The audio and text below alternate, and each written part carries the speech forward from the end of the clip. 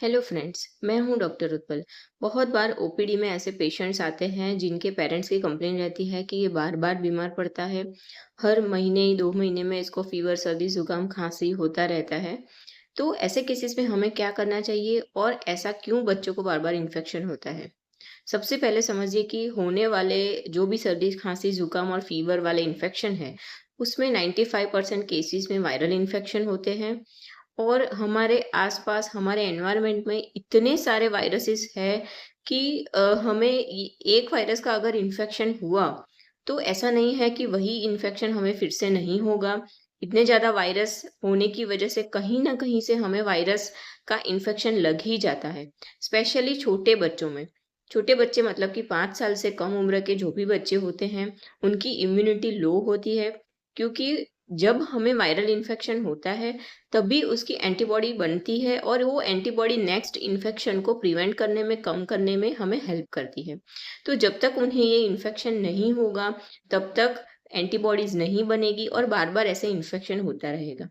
Most of the cases में 5 साल तक और किसी बच्चों में 12 साल तक ऐसे इन्फेक्शन हो के उनको एंटीबॉडीज बॉडी में जनरेट हो जाती है और फिर इन्फेक्शन होना बहुत कम हो जाता है। साल में मुश्किल से 1 या 2 बार ऐसे सर्दी जुकाम फीवर होता है।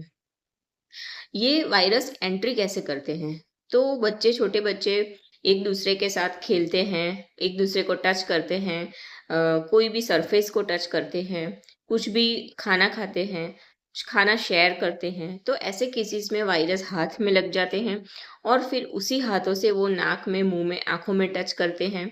तो इससे वायरस बॉडी में एंटर होता है और फिर इन्फेक्शन होता है।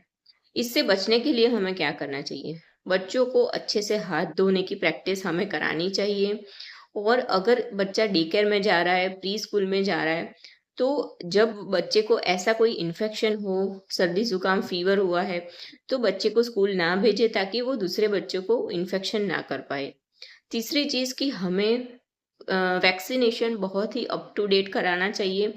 बहुत बार हम ये भी सजेस्ट करते हैं कि फ्लू वैक्सीन आप एवरी मॉनसून सीजन से पहले लगवाइए, जिससे कि वायरल इन्फेक्शन सीवियर होने के चांसेस कम हो जाते हैं। और मोस्टली 5 साल तक, कभी कभार 12 साल तक की एज तक हम ये फ्लू वैक्सीन एवरी ईयरली लगाने की जो है बच्चे को एडवाइस देते हैं। तो ये भी आप कर सकते हैं। उसके अलावा अगर आप ओवरक्राउडेड प्लेसेस में जा रहे हैं तो मास्क पहनिए, हाथ सैनिटाइज कीजिए, हाथ को बराबर साबुन से धोइए। और बच्चे की इम्यूनिटी बढ़ाने के लिए वैक्सीन के अलावा अच्छा खाना खाना, न्यूट्रिशियस फूड खाना बहुत ज़रूरी है। न्यूट्रिशियस फूड मतलब कि सारे वेजिटेबल्स, सारे सीजनल फ्रूट्स, स्पेशली जो भी येलो फ्रूट्स है, पपाया, मैंगो, और विटामिन सी वाले फ्रूट्स है, आंवला हो गया, गुआवा है, ग्रेप्स, ऑरेंज, ये सारे फ्रूट्स जो भी सीजन में अवेलेबल है वो बच्चे को ज़रूर खिलाने चाहिए। डेली बच्चे को एक फ्रूट खिलाना चाहिए। और अगर बच्चे में आयरन की कमी है, हीमोग्लोबिन लो है, तो उसकी मेडिसिन जैसे ही आपके डॉक्टर प्रिस्क्राइब करे वैसे आपको लेनी चाहिए। और उसके साथ साथ खजूर, अंजीर, नट्स ये सब भी खाना चाहिए। बाहर का जंक फूड और अल्ट्रा प्रोसेस्ड फूड बहुत ही कम मात्रा में बच्चे को देना चाहिए। अगर बच्चा बहुत ज़्यादा दूध पीता है और खाना कम खाता है, तो दूध की मात्रा आपको कम करनी है और खाने की मात्रा बढ़ानी है। अगर हम ये सब एफर्ट्स कंबाइनली करेंगे, तो बच्चे की इम्यूनिटी धीरे-धीरे बढ़ेगी और ये जो सर्दी, जुकाम, फीवर है, वो धीरे-धीरे एपिसोड्स उसके कम हो जाएँगे। Thank you.